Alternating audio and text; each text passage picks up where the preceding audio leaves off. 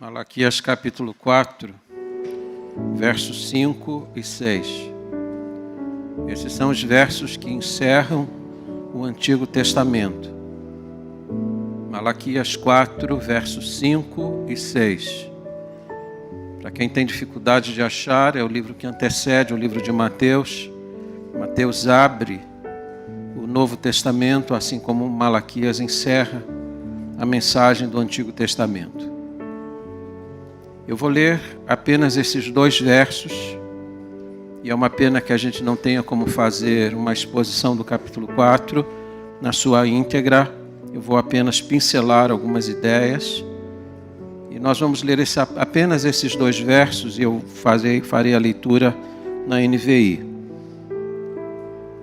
A palavra de Deus diz assim: Deus está falando: vejam, eu enviarei a vocês o profeta Elias antes do grande e temível dia do Senhor. Ele fará com que os corações dos pais se voltem para seus filhos e os corações dos filhos para seus pais. Do contrário, eu virei e castigarei a terra com maldição. Eu vou ler uma vez mais. Vejam, eu enviarei a vocês o profeta Elias antes do grande e temível dia do Senhor. Ele fará com que os corações dos pais se voltem para seus filhos e os corações dos filhos para seus pais. Do contrário, eu virei e castigarei a terra com maldição. Que Deus abençoe a sua palavra. Vamos orar. Ó Deus, nós te damos graças nesta hora pela tua palavra. Suplicamos-te, ó Deus, nesse instante que o Senhor nos conceda a graça e a iluminação para compreendermos a tua palavra, para compreendermos a necessidade de nos convertermos no seio de nossa família, corações de pais a filhos e de filhos a pais, e que haja, Deus, paz primeiramente dentro dos nossos lares, e que esta se reflita na nação e, sobretudo, na vida da igreja. Derrama sobre nós agora a tua graça mais uma vez e fala conosco através da tua bendita e santa palavra. É a oração que eu faço humildemente em um nome bendito e santo de Jesus. Amém. Por favor, tome assento.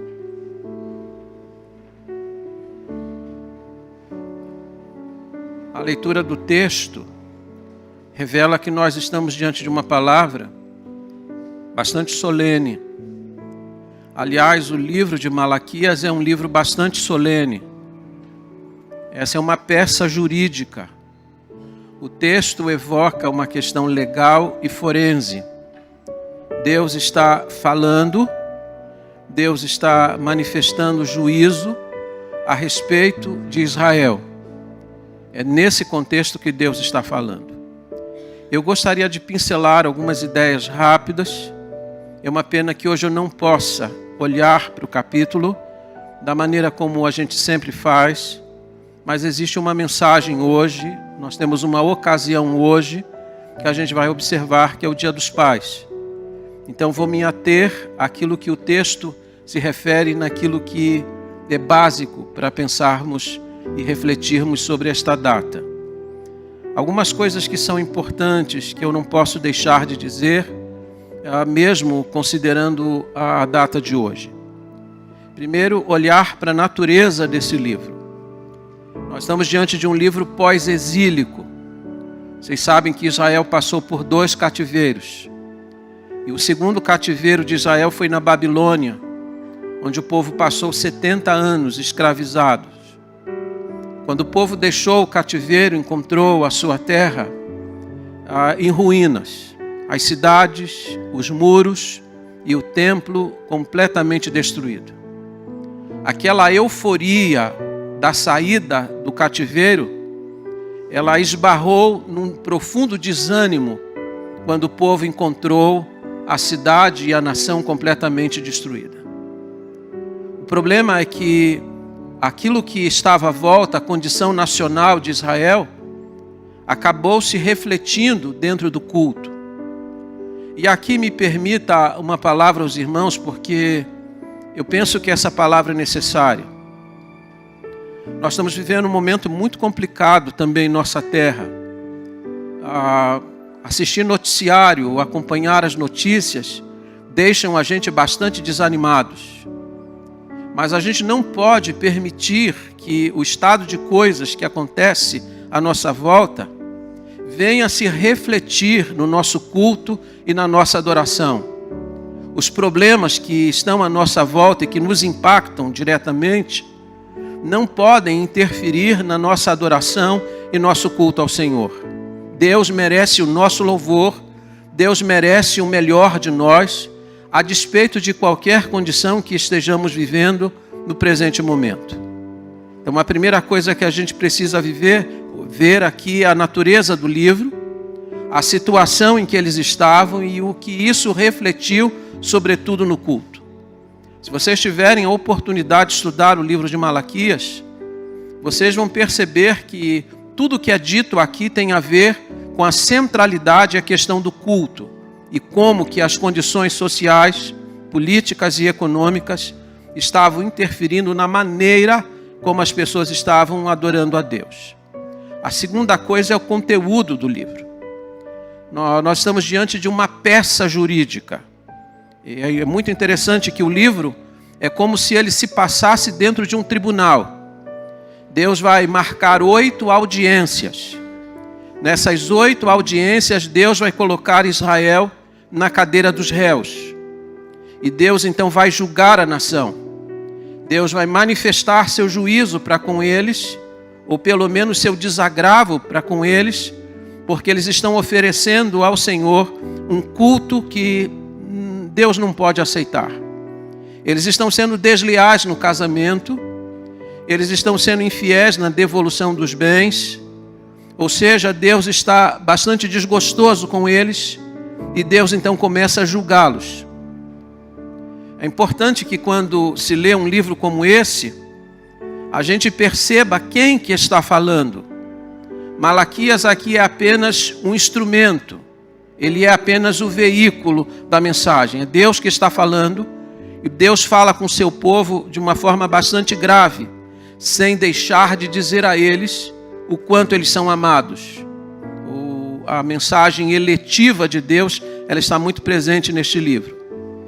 A terceira coisa importante é o autor deste livro. Aqui identificado como Malaquias. E Malaquias significa meu mensageiro. Interessante que quando o livro começa, lá no capítulo 1, verso 1, na Ara diz assim: sentença pronunciada pelo Senhor por intermédio de Malaquias. Sentença é uma palavra que significa peso, como se Deus estivesse colocando as coisas numa balança. Mas é muito interessante que a mensagem dele é um peso, é algo pesado. É pesado para quem prega e é pesado para quem ouve. Mas muitas vezes é necessário pregar uma mensagem pesada. Deus está mandando Malaquias entregar uma mensagem severa. E a quarta coisa, antes que a gente possa pensar no assunto de hoje, pais convertidos a seus filhos, é que Deus manda um aviso. Deus diz que vai haver um dia de juízo final, decisivo, em que o juízo será manifestado de forma implacável. Mas Deus disse que ainda há uma oportunidade para que ele desvie de Israel a maldição. Neste livro, Deus pronuncia 4 maldições, mas Deus disse que ele pode desviar o mal. Deus pode sustar o castigo se Israel tomar 2 direções. Verso 4 do texto, Malaquias 4:4, Deus disse que ele pode sustar o castigo de Israel se eles se lembrarem da lei do Senhor.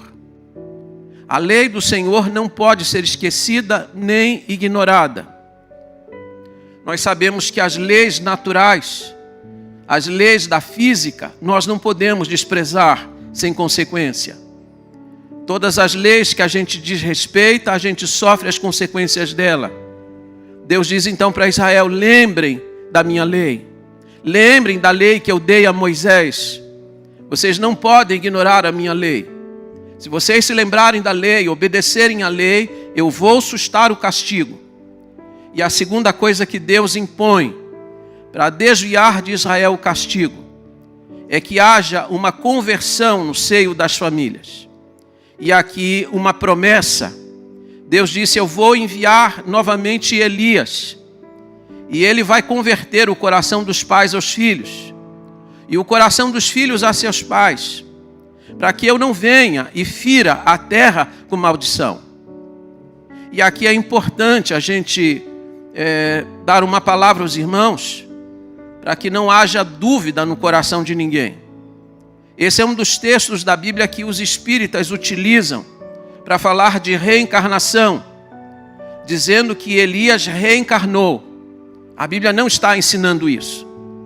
A Bíblia está falando de alguém que viria na força e no poder de Elias, que pregaria em Israel para que o coração deles fosse convertido, para que houvesse conversão dentro dos lares, para que houvesse paz dentro dos lares. Quem seria esse Elias? Se você tiver a curiosidade, nós temos 3 passagens no Novo Testamento que elas são essenciais para a compreensão do assunto. A primeira está lá em Mateus capítulo 11, versos 13 e 14, quando Zacarias recebe a mensagem de que aquele filho que estava sendo gerado, ele viria no poder e na força de Elias, João Batista. Quando você lê, por exemplo, a palavra que é dada a João lá no capítulo 1 do Evangelho de João, verso 21, perguntam para João Batista: quem é você? Você é Elias? Ele disse: eu não sou. Ele está no poder de Elias, ele age no poder de Elias, mas ele não é Elias, ele é João Batista. Ele é o profeta que Deus enviou para que o coração do povo pudesse ser convertido a Deus. E aqui então diz os versos 4 e 5, Deus está dizendo: vejam, eu enviarei a vocês o profeta Elias antes do grande e terrível dia do Senhor. O dia do Senhor é o dia que Deus marcou para o ajuste de contas. Mas Deus disse: eu vou sustar esse castigo, se o coração de vocês se converterem. E Deus então está prometendo mandar um profeta. E esse profeta teria a missão de Deus para converter o coração deles, para levá-los novamente à presença do Senhor. Vamos olhar então para a mensagem de hoje. Deus está dizendo que há necessidade de conversão dentro da família, de que haja transformação no seio das famílias.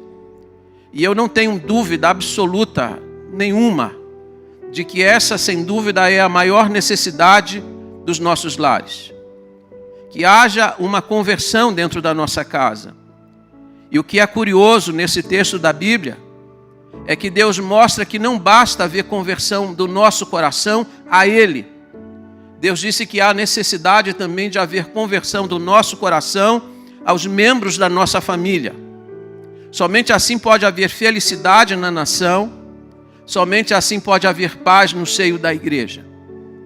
Mas a pergunta que paira aqui para nós hoje é esta: o que significa um coração convertido? O que significa um pai convertido a seus filhos? E o que significa filhos convertidos a seus pais? Olhando para o assunto de hoje, eu quero apresentar algumas ideias. Primeiro, o coração de um pai convertido. Um pai convertido a seus filhos, ele vê seus filhos como sendo a sua maior riqueza. Salmo 127, verso 3, a Bíblia diz que herança do Senhor são os filhos. Os filhos são uma herança dada por Deus. A maior riqueza de um homem, de um pai, não é a sua poupança, não são suas propriedades, não são os seus investimentos econômicos e financeiros. A maior riqueza de um pai é o seu filho, ou os seus filhos. Talvez para quem ainda não teve filho, ouvir uma coisa como esta pareça estranha. Mas experimente ter um filho, ou quem sabe perder um filho, e você saberá o quão precioso ele é. Filho é de uma preciosidade muito grande. Eu estava pastoreando ainda no Rio de Janeiro e eu tive a oportunidade de ouvir Steve Magu. Steve Magu era o líder do Grupo M, lá do Seminário Palavra da Vida. Eles foram à nossa igreja lá no Rio e Steve Magu pregou naquele dia. E ele contou a experiência dele da perda de um filho de 17 anos de idade. Ele disse: meu filho era crente, meu filho era consagrado a Deus, meu filho amava Jesus Cristo, meu filho era integrado na igreja. Mas um dia eu recebi a notícia de que num acidente de trânsito, meu filho teve a vida ceifada. Steve Magu disse que a partir daquele dia, os encantos deste mundo diminuíram. E que seu maior anseio agora era ir para o céu, exatamente para poder encontrar com aquele filho. Ele havia perdido o seu bem mais precioso. Ele havia perdido aquilo que ele chamava, e a Bíblia chama, de a herança do Senhor. Filho é preciosíssimo. É por isso que quando Jacó recebeu a notícia da morte de José, e era uma falsa notícia, mas ele não sabia, ele disse: descerei com meu filho até a sepultura. Jacó era um homem rico, Jacó já era um homem poderoso, mas ele achou que a vida para ele tinha cessado, que as esperanças deste mundo tinham cessado, porque ele havia perdido um bem preciosíssimo.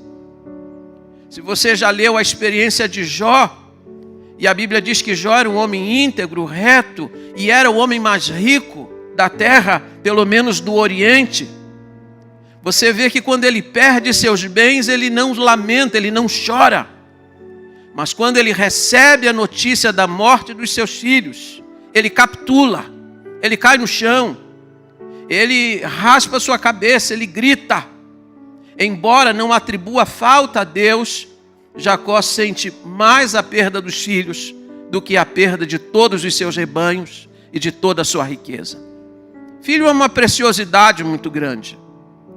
Você precisa considerar esse fato. Eu tive a oportunidade de ouvir um homem que alcançou as maiores riquezas, que galgou os degraus mais altos, que amealhou fortuna aqui no nosso país.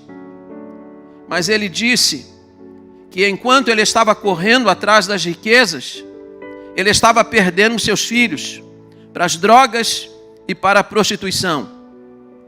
Quando ele acordou para essa realidade, ele viu que ele tinha perdido o que ele tinha de mais caro e precioso. Então ele disse as seguintes palavras: eu trocaria toda a minha fortuna pela vida dos meus filhos. Filho é precioso. Seu maior bem, seu maior tesouro são os seus filhos. Portanto, um pai convertido a seu filho é um pai que reconhece que a sua maior riqueza não está em casas, em bens patrimoniais.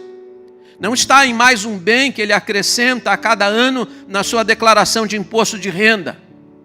A sua maior riqueza está sendo criada dentro da sua casa e, portanto, deve vê-los e cuidar deles como sendo aquilo que ele tem de mais precioso. Em segundo lugar, um pai convertido a seu filho é um pai que dedica a eles o tempo. Tempo que é uma coisa tão preciosa nos nossos dias. Nós que vivemos correndo de um lado para o outro com uma agenda sempre lotada. Qual é a frase que a gente mais usa quando alguém nos procura? Eu não tenho tempo. Eu estou correndo. O problema é que nós estamos sacrificando no altar das coisas urgentes aquilo que é importante. E as coisas importantes não podem ser sacrificadas por causa das coisas urgentes. Eu vejo na igreja, inclusive, pessoas que trabalham aqui, trabalham acolá, correm daqui para acolá, saem de casa muito cedo, chegam em casa muito tarde. Quando saem, os filhos estão dormindo. Quando chegam, os filhos estão dormindo. Passam a vida e não conhecem os filhos. Quando vão olhar para os filhos e podem dar atenção a eles, eles já estão indo embora.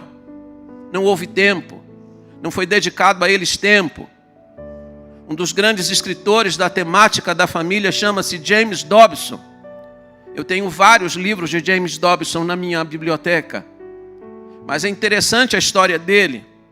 Aos 14 anos de idade, seu pai, nesta época, era pastor de uma das igrejas mais notórias de Nova York. Mas ele, aos 14 anos, começou a se desviar da igreja, começou a se envolver com más companhias. E quando seu pai percebeu isso, pediu licença do ministério da igreja. Disse para os irmãos: eu vou ficar 1 ano fora. Eu estou pedindo licença da igreja, porque durante este 1 ano, eu vou me dedicar inteiramente à vida do meu filho. Durante 1 ano, ele será o meu campo missionário. Durante 1 ano, ele será o meu ministério. James Dobson disse que a decisão que seu pai tomou, ela repercutiu na sua vida. Seu pai abriu mão da igreja, abriu mão do salário, abriu mão de tudo para poder cuidar e dar atenção e tempo para ele. E ele disse: eu me tornei o que me tornei, porque meu pai me ofereceu um tempo preciosíssimo do seu ministério. Ele dedicou 1 ano à minha vida inteiramente. Tempo, tempo e tempo. E saiba, o que vai marcar seus filhos não são as casas, não são os carros, não são essas coisas materiais que a gente corre e que dá tanto valor. O que vai marcar a vida dos seus filhos é o tempo que você está oferecendo à vida deles. As lembranças que vão ficar são estas. Ontem eu vi um pai aqui da igreja, São Paulino, levou o filho pequeno lá para o Morumbi e disse: é o primeiro jogo que ele vai assistir. E aquela criança ficou lá nos ombros dele, vibraram na hora dos gols. E eu fiquei pensando como que isso é precioso. Esse garoto não vai lembrar em que carro ele foi para o Morumbi, mas ele vai lembrar de um dia que o pai o levou para o estádio, o colocou sobre o ombro e como vibraram juntos durante aquele jogo. Tempo, tempo, é isso que fica. São essas marcas que vão ficar presentes na vida e na alma dos seus filhos. Permita-me mais uma vez, porque já citei esse exemplo aqui algumas vezes, porque me marcou muito. Eu fui um grande admirador do pastor Davi Gomes. Eu fui um dos ouvintes do pastor Davi Gomes na Escola Bíblica do Ar.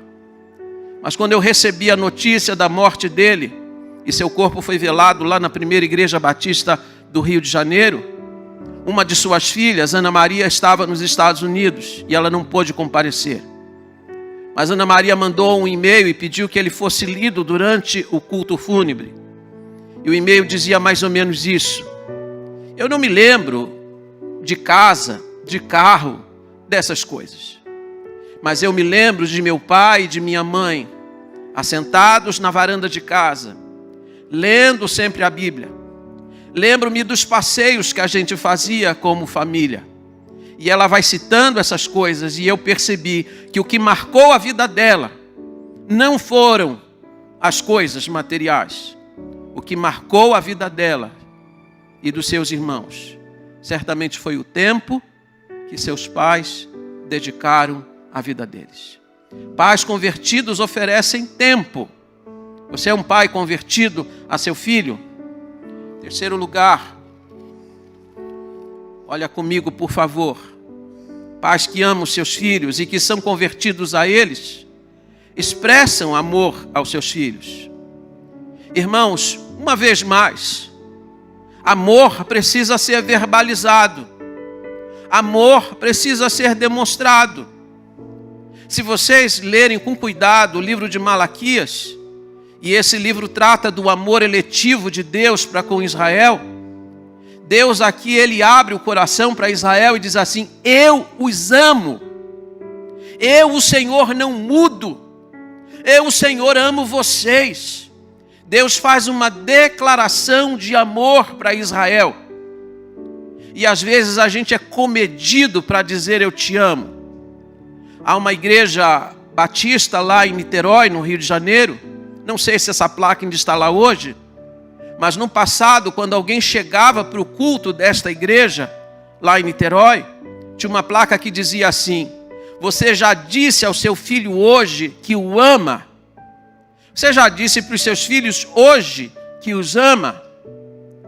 Nós precisamos dizer isso diariamente, possível, na medida do possível. Precisamos verbalizar isso, dizer para eles o quanto eles são amados. Essa história de eles já sabem, eu não preciso dizer, não procede. Porque quando o amor é verdadeiro e sincero, esse amor ele é verbalizado e ele precisa ser verbalizado para a vida dos nossos filhos. Eu ouvi esses dias uma história de uma família, e é uma história real, e é história com H e não com E. É a história de uma família, do senhor Jacó, da dona Joana e dos dois filhos, Ricardo e Júnior. A história diz que numa manhã, os dois meninos, Ricardo e Júnior, estão brincando. E de repente, o Júnior olha para o Ricardo, seu irmão mais velho, diz assim: Ricardo, eu nunca disse isso para você, mas eu vou dizer agora. Eu amo muito a você, meu irmão. Ricardo olhou para o irmão e disse assim: mas que bobagem é essa? Vamos brincar. Cai falando de amor. Passou um pouquinho mais de tempo, o Júnior se aproximou do pai e disse assim: papai, eu queria dizer uma coisa para o senhor. Eu amo muito, papai. O pai olhou para ele e disse: que bobagem, menino. Vá brincar com o seu irmão. Daqui a pouco o Júnior se aproximou da mãe, disse: mamãe, eu preciso dizer para a senhora que eu a amo muito. Não existe uma mãe mais bondosa do que a senhora. A mãe o abraçou, o beijou, disse: vai lá brincar com seu irmão. À noite, à mesa da refeição, e quando fizeram as orações, aquele menino disse: eu queria dar uma palavra. Eu queria dizer que eu amo muito a minha família. Mais uma vez, repreendido pelo pai, o pai disse para ele: vá para a sua cama, vá dormir, menino. E na madrugada o menino levanta, acende a luz no quarto do irmão, fica olhando para ele, o irmão acorda. E diz: o que você está fazendo aqui? Vá dormir, garoto. Não, é que eu queria dizer para você que eu te amo. Vá dormir. Daqui a pouco ele acende a luz no quarto dos pais, vai dizer para os pais mais uma vez que os ame, e o pai mais uma vez o repreende, manda que ele vá dormir. Logo cedo a família se reúne à mesa para tomar o café. Chega o pai, chega a mãe, chega o Ricardo, e cadê o Júnior? E o pai esbraveja: menino, acorde, você tem escola. E o garoto não acorda. Vai ao quarto dele, puxa a coberta, põe a mão no garoto, o garoto já está gelado, o garoto está morto.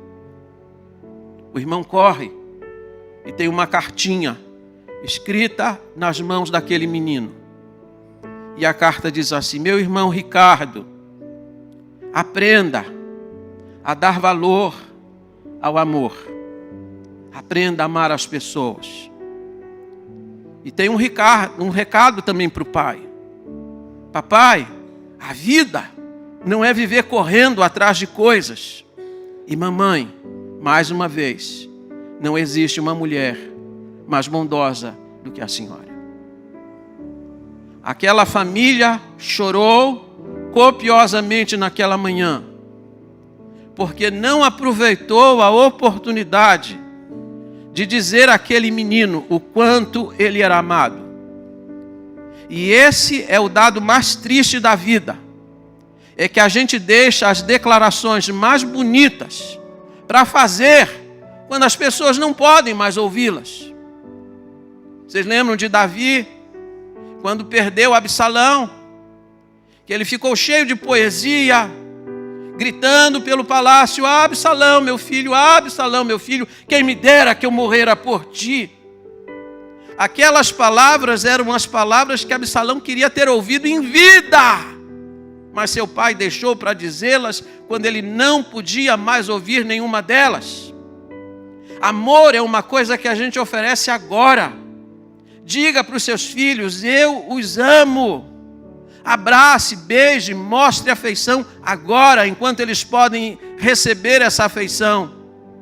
Não adianta dizer as palavras mais bonitas e oferecer as coisas mais cheirosas às pessoas que não podem mais perceber o seu odor. Pais convertidos a seus filhos expressam amor por eles.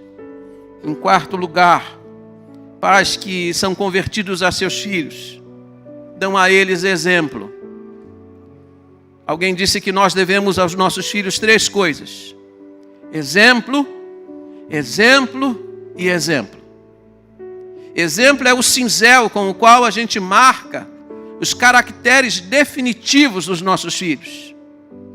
Exemplo não é apenas uma forma de ensinar. Exemplo é a única forma que existe de ensinar. Nós precisamos dar exemplo. Precisamos ter uma vida de correção. Provérbios 22, verso 6. O sábio disse: instrui o menino no caminho em que deve andar, e até quando envelhecer não se desviará dele. Note que a Bíblia não diz ensina o caminho, instrui o caminho. Ensinar o caminho é fácil. Dizer para uma criança: vá para a igreja, isso é fácil. Faça isso, é fácil. O difícil é andar no caminho, é instruir no caminho, é dar exemplo enquanto anda no caminho. E a Bíblia diz que você precisa dar exemplo. Você é um espelho para a vida dos seus filhos.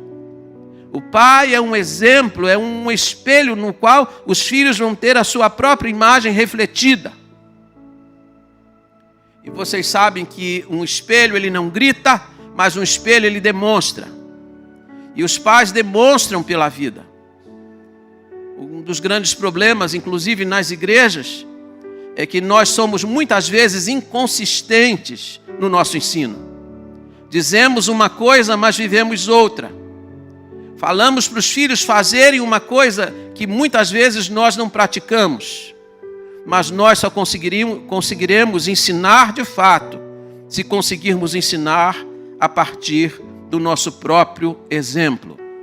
Os pais precisam dar exemplo para a vida dos seus filhos, para que eles possam trilhar o caminho reto, o caminho certo. Quinto lugar, os pais convertidos a seus filhos oferecem a eles disciplina. Uma coisa que parece hoje ultrapassada no mundo moderno. As pessoas acham que disciplina é uma coisa que não faz parte do amor. Nós ouvimos aqui domingo passado, na exposição de Hebreus capítulo 12, que disciplina é uma prova de amor. Deus disciplina a seus filhos. A Bíblia diz que a vara da disciplina afasta do coração da criança a estultícia. Seus filhos têm estultícia no coração. O que é estultícia? Estupidez, insensatez. As crianças são assim. Marlene e eu estávamos no mercado essa semana e uma criança de aproximadamente uns 2 anos de idade fez um espetáculo dentro do supermercado. Todas as pessoas olhando em volta e a criança berrando. Nada consolava. Queria alguma coisa do mercado. Estultícia. Hoje nós temos crianças com 4 anos de idade dando ordem a seus pais e os pais bastante obedientes a essas crianças. Estultícia. A Bíblia diz que o que afasta a estultícia do coração é a vara da disciplina. Eu não estou falando aqui de espancar crianças, de marcar o corpo das crianças, mas de mostrar para elas quem está na autoridade. E Deus confiou a autoridade aos pais. Pais que amam seus filhos, disciplinam seus filhos para que eles possam andar no caminho certo. O Deus que nos conhece, que nos ama, é um Deus que nos disciplina. Deus tem uma vara de disciplina. E louvado seja Deus por tantas vezes que Ele nos disciplina e nos coloca no caminho certo. Foi por falta de disciplina que Cristiane F. está vivendo até hoje um colapso, um colapso circulatório. Na década de 75, 70, nos anos 75 a 78, nas ruas de Berlim, uma jovem chamada Cristiane, com 13 anos de idade, estava se drogando e se prostituindo. Sua história ficou tão famosa que deu origem a um best-seller, a história de Cristiane F. Se você tiver a curiosidade de consultar e de pesquisar. Essa menina tinha 13 anos de idade. Já se passaram 50 anos do seu drama. Hoje ela é uma escritora. Mas até hoje ela vive a ameaça sempre iminente de sofrer um colapso circulatório. Porque ela usou muitas drogas. Mas quando você lê o livro, você percebe e você faz uma pergunta: o que fez uma menina de 13 anos se drogar e se prostituir nas ruas de Berlim? Pais que eram bastante permissivos. Ela conta no livro que seus pais nunca diziam não para ela. Faça o que você quiser. Viva do jeito que você quiser. E isso destruiu a sua vida. Pais que amam seus filhos sabem dizer não na hora certa. Sabem dizer sim na hora certa. Sabem corrigir na hora certa. Mas por falta de disciplina, a vida dela ficou completamente comprometida. Há disciplina na nossa casa.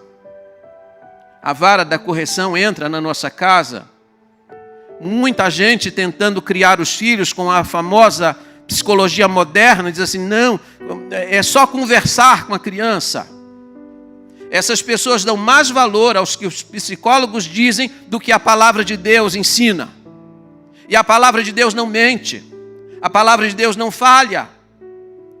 Aqueles que hoje são pessoas honradas, homens de bem, mulheres de bem, sempre contam a mesma história. Seus pais eram seguros na educação e na disciplina em casa. E louvam a Deus por causa disso. Sexto lugar, pais que são convertidos a seus filhos, oferecem a eles proteção. Nós vamos proteger nossos filhos. Existem muitos perigos à volta deles. Existem muitos predadores à volta dos nossos filhos. Precisamos saber aonde eles estão indo, com quem eles estão indo. Aliás, precisamos saber até quem está dando aula para os nossos filhos. Eu tenho feito praticamente todos os dias a mesma oração quando oro pela nação brasileira. Eu oro a Deus também pelas nossas universidades. Nós precisamos orar como igreja por isso. Pedir a Deus que faça um avivamento dentro das nossas universidades. Aquilo que está acontecendo hoje na China, Deus está levantando um corpo docente cristão que está ensinando aos jovens que vêm do comunismo a aprender sobre cristianismo. Hoje as universidades na China estão estudando Calvino, estão estudando sobre os movimentos da reforma, estão estudando Agostinho de Hipona. Nós precisamos que isso aconteça no Brasil também. Que os nossos jovens não estudem sobre Che Guevara, mas estudem sobre os grandes reformadores do passado.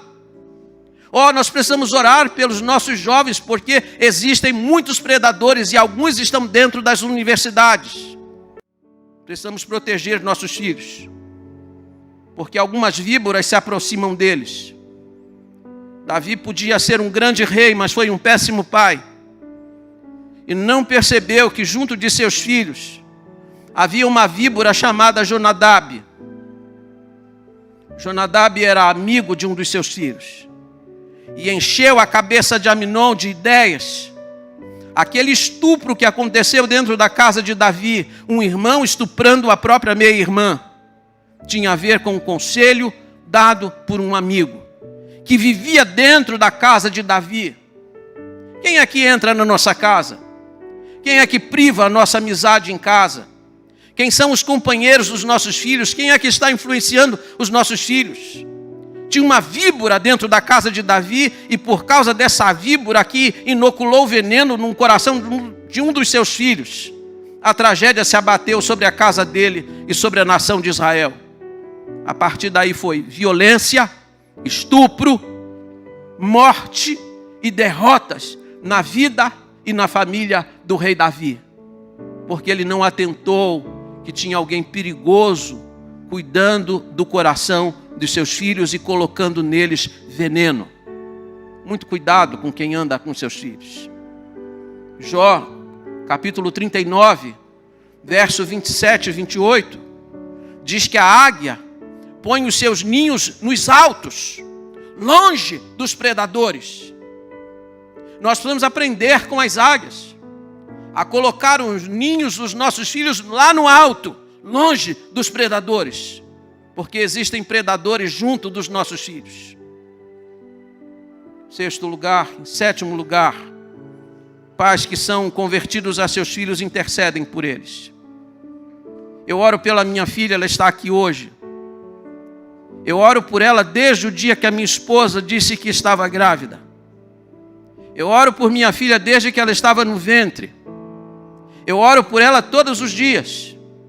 E vou orar por ela até o último dia que Deus me conceder de vida. Aquela frase que a gente usa aqui de vez em quando na igreja: mães de joelhos, filhos de pé, mas que eu vou aplicar hoje aos pais: pais de joelhos, filhos de pé. Precisamos orar pelos nossos filhos, interceder a Deus por eles. Não existe maior vitória para os nossos filhos do que conhecerem a Jesus Cristo e o amarem. Precisamos orar por isso. Quantos de nós temos orado pela vida dos filhos?